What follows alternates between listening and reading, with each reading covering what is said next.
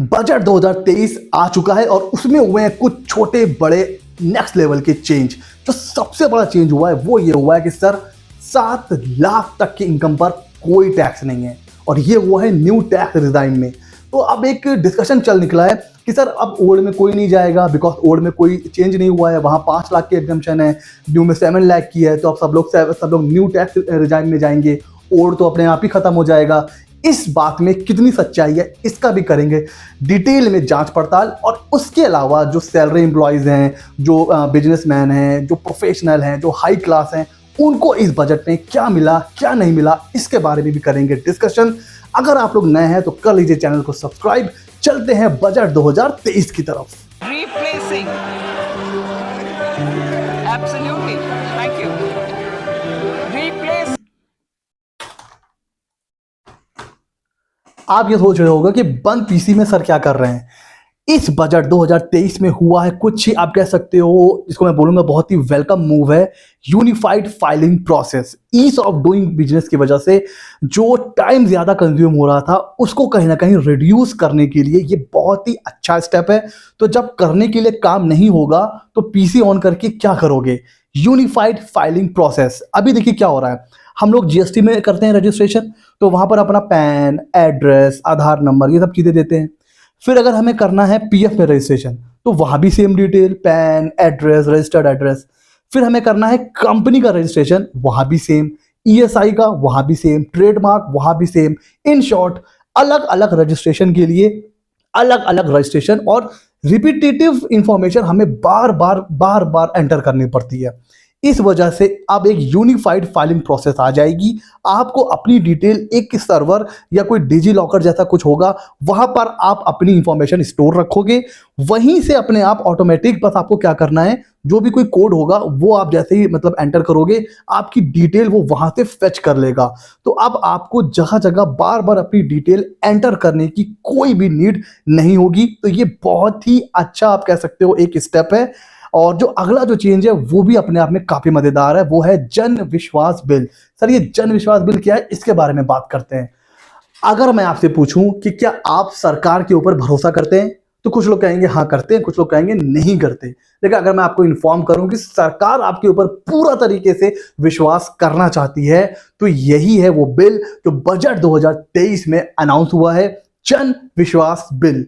अभी क्या होता है, हम लोग जीएसटी पे करते हैं, इनकम टैक्स पे करते हैं, तो सरकार उसको 90-95% सही मान के एक्सेप्ट कर लेती है। कुछ एक केस में नोटिस आ जाता है। तो सरकार इस बिल को लाने के बाद ये चाहती है कि अब सरकार आपके ऊपर 99% इवन 100% विश्वास करेगी। जो आप इंफॉर्मेशन दे दोगे अपने रिटर्न्स में उसको वो 100% एक्सेप्ट कर लेगी, क्योंकि सरकार का मानना यह है कि जब वो ऐसा करेगी तभी इंडिया में ईज ऑफ डूइंग बिजनेस को मतलब बढ़ावा मिलेगा। आपको क्या लगता है कमेंट सेक्शन में जरूर बताइए। वैसे इंडिया की ranking ease of doing business में धीरे धीरे ऊपर जा रही है, ठीक है। तो अगर आप भी करते हो मेरे ऊपर विश्वास तो कर लीजिए मेरे चैनल को सब्सक्राइब। चलते हैं अगले अनाउंसमेंट की तरफ जो बहुत इंपॉर्टेंट है।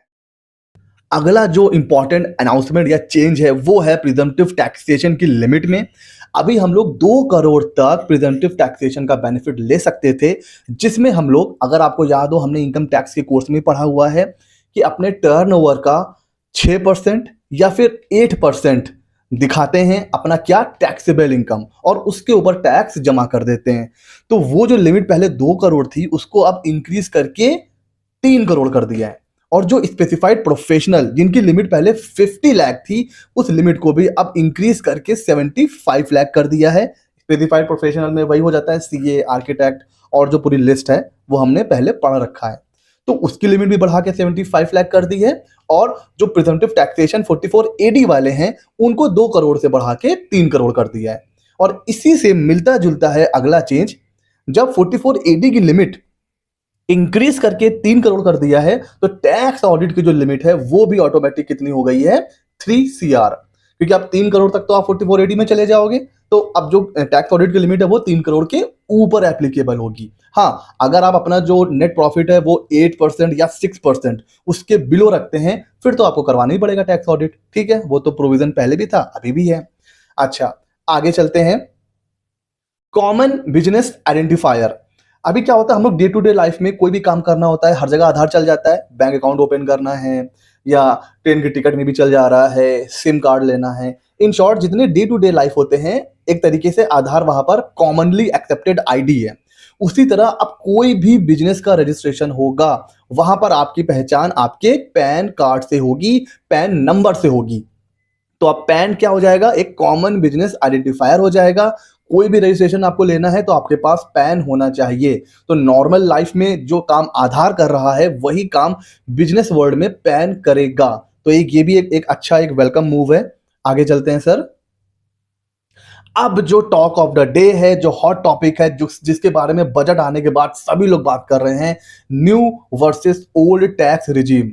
सर अब तो कोई ओल्ड में जाएगा ही नहीं, न्यू में तो इतना बड़ा चेंज हो गया है।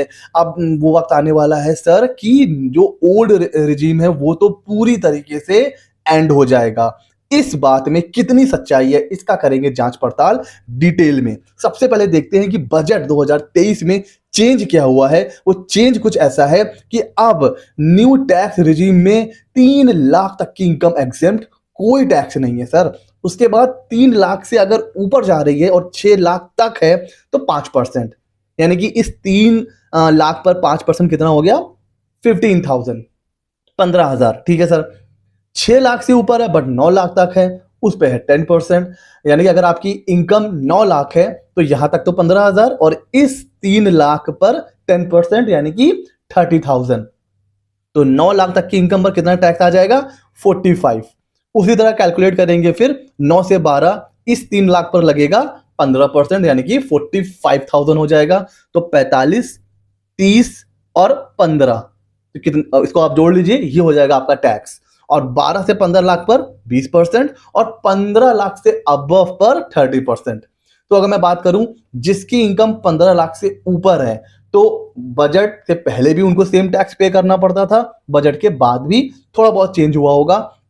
तो 15 लाख से अबव में तो बहुत ज्यादा फर्क नहीं पड़ेगा फाइनल टैक्स लायबिलिटी में। जो भी खेल हुआ है वो 15 लाख के नीचे हुआ है। बट सर हम तो सुन रहे हैं कि 7 लाख तक की इनकम पर कोई टैक्स नहीं है, आप बता रहे हो कि 3 लाख तक ही एग्जेम्प्ट है, ये कैसे? तो ये जो एक ऐसा कंफ्यूजन या ऐसा ट्रैप है जिसमें लास्ट टाइम भी बहुत लोग कंफ्यूज हो गए थे, अभी भी कंफ्यूज हो रहे हैं। टैक्स की लिमिट न्यू टैक्स रिजीम में 3 लाख ही है, इसको अपने दिमाग में आप बैठा लीजिए।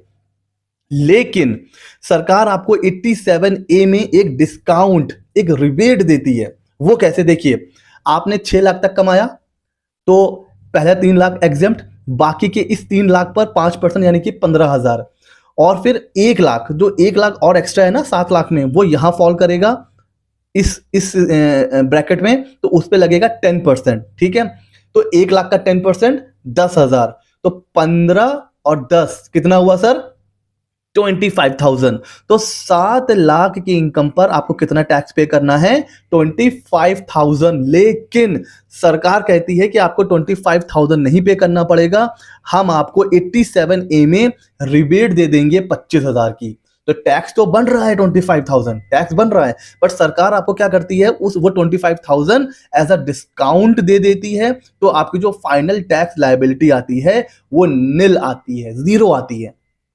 तो ये डिस्काउंट है, अगर ये डिस्काउंट मिलना बंद हो जाए तो 7 लाख की इनकम पर आपको 25,000 रुपए पे करना पड़ेगा, 25,000। लेकिन क्योंकि 87A में डिस्काउंट है तो 25 में 25 माइनस हो गया, बचा 0। तो ये है 87A। इसलिए बोला जा रहा है कि न्यू टैक्स रिजीम में 7 लाख तक की इनकम पर कोई टैक्स नहीं लगेगा। लेकिन जैसे ही 7 लाख 1 रुपए हो जाएगी आपकी इनकम, फिर आपका ये डिस्काउंट ओवर, खत्म। फिर आपको पूरा 25,000 रुपए पे करना पड़ेगा अगर 1 रुपए भी ऊपर जाता है 7 लाख रुपए से। आई होप एकदम क्लियर हो गया होगा, अब कोई कंफ्यूजन नहीं होगा। और अगर आपको ये बेनिफिट लेना है तो आपको कुछ कसम, कुछ वादे भी खाने पड़ेंगे। अग्नि के ऊपर हाथ रखकर आपको शपथ लेनी पड़ेगी। सर वो क्या शपथ है? वो शपथ ये है कि हम कोई डिडक्शन नहीं लेंगे, हम कोई एग्जाम्पशन नहीं लेंगे। अगर हमारा होम लोन चल रहा है तो हम कोई हाउसिंग लोन का इंटरेस्ट भी क्लेम नहीं करेंगे। जब आप इतने बड़े बड़े वादे करेंगे तब सरकार आपसे कहेगी ठीक है, आप न्यू टैक्स रिजीम में आइए और 7 लाख तक की इनकम पर कोई टैक्स आपको पे नहीं करना है। तो अगर आप एक ऐसे इंसान हैं, एक ऐसे पर्सन है जो इन्वेस्टमेंट में बिलीव नहीं करते हैं, जिनके पास कोई डिडक्शन नहीं है, कोई एग्जम्पशन नहीं है, हाउसिंग लोन भी नहीं चल रहा है, तो फिर आपके लिए न्यू टैक्स रिजीम है। लेकिन यहां तो सिर्फ आपको 7 लाख तक का ही एग्जम्पशन मिलता है। लेकिन अगर आपके पास ये सारी डिडक्शंस हैं तो ओल्ड टैक्स रिजीम में आप 10,25,000 इवन हायर, तो ये तो मैं आपको मिनिमम बता रहा हूं कि 10,25,000 तक आप एग्जम्पशन क्लेम कर सकते हैं ओल्ड में, अगर अगर अगर आपके पास ये डिडक्शंस हैं। तो देखिए कि हमें क्या पता है कि भाई 80C में कितना मिल जाती है हमें छूट, 1.5 लाख की। एनपीएस में अगर आप और फर्दर इन्वेस्ट करते हो तो 50,000 वहां मिल जाती है, तो 2 लाख तो ये हो गया सर। हाउसिंग अगर होम लोन चल रहा है तो हाउसिंग इंटरेस्ट का 2 लाख रुपए आप जो है एज अ डिडक्शन क्लेम कर लेते हो, ठीक है ना, हाउसिंग प्रॉपर्टी में। और 80D अगर आपके फादर हैं या आपका कोई अपना घर में स्पाउस या चिल्ड्रन, उनका मेडिक्लेम या मेडिकल एक्सपेंडिचर, वो भी आप क्लेम कर सकते हो। और उसके अलावा अदर डिडक्शंस भी होती हैं। और अगर आप सैलरीड एम्प्लॉय हैं तो आपके फॉर्म 16 को आप ध्यान से देखिए, उसमें बहुत से अलाउंस होते हैं, daily allowance, convince allowance, tiffin allowance, dress allowance, daily allowance, बहुत से अलाउंस होते हैं जो 100% एग्जेम्प्ट होते हैं। लेकिन अगर आप न्यू टैक्स रिजीम में जाएंगे तो आपको वो सारे अलाउंस का एग्जेम्पशन भी नहीं मिलेगा। तो हो सकता है कि आपकी जो सैलरी आए, जो सैलरी का अमाउंट आए, वो न्यू टैक्स रिजीम में ज्यादा आए, क्योंकि अलाउंस भी आपको नहीं मिल रहे हैं, और ओल्ड में कम आए, तो ये भी हो सकता है। तो मैं यहां पर आपको ये एडवाइस करूंगा कि आप जब ये डिसीजन लें कि ओल्ड में जाना है कि न्यू में जाना है, तो किसी एक्सपर्ट की एडवाइस लें या खुद भी कैलकुलेट करें और देखें आपको कहाँ बेनिफिट हो रहा है। जो सब लोग बोल रहे हैं कि 7 लाख तक एकदम एग्जम्पशन मिल गई है, अब तो सब लोग जो है वो न्यू में जाएंगे, ओल्ड वाला अपने आप ही मतलब जो है कोई चूज नहीं करेगा, ऐसा नहीं है। अगर आपके पास इन्वेस्टमेंट्स हैं, अगर आपके पास डिडक्शंस हैं, तो फिर आपके लिए ओल्ड भी बेटर हो सकता है।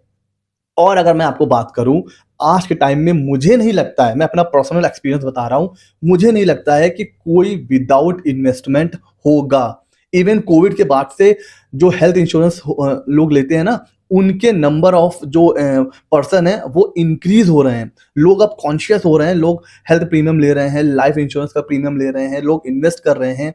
एफडी की रेट, जो एफडी के रेट है वो काफी बढ़ चुके हैं, तो लोग एफडी में इन्वेस्ट कर रहे हैं।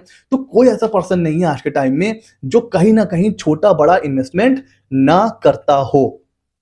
तो सभी के पास कुछ ना कुछ डिडक्शंस भी होती हैं, एग्जेम्पशंस भी होती हैं। और अगर आपका होम लोन चल रहा है तब तो मैं कहूंगा आपके लिए ओल्ड ही बेटर होने वाला है, बिकॉज उस केस में आपको 3.5 लाख एडिशनल डिडक्शन मिल जाता है, ठीक है ना। तो आपको तो न्यू में कितना मिल रहा है, न्यू में तो सिर्फ 7 लाख मिल रहा है। आप इसको चाह के भी नहीं बढ़ा सकते हो, चाहे कितना इन्वेस्टमेंट कर लो, कितनी डिडक्शन कर लो, 7 लाख से ऊपर आप एग्जम्पशन नहीं ले सकते हो। जबकि ओल्ड में अगर आप सही से इन्वेस्टमेंट करो तो 10.5 लाख, 11 लाख तक भी आप एग्जम्पशन क्लेम कर सकते हो। अगर आप चाहते हो कि मैं डिडक्शंस के ऊपर डिटेल वीडियो बना दूं तो मुझे कमेंट सेक्शन में बताइए, वहां पर मैं डिटेल में बता दूंगा कि कैसे कैसे आपको इन्वेस्टमेंट करना है, ठीक है। हाँ, लेकिन अगर आप एक ऐसे पर्सन हो जो इन्वेस्टमेंट में बिलीव ही नहीं करते हो, कोई डिडक्शन नहीं है, कुछ भी नहीं है, तो मैं आपसे एक सिंपल बता दूं कि न्यू टैक्स रिजीम आपके लिए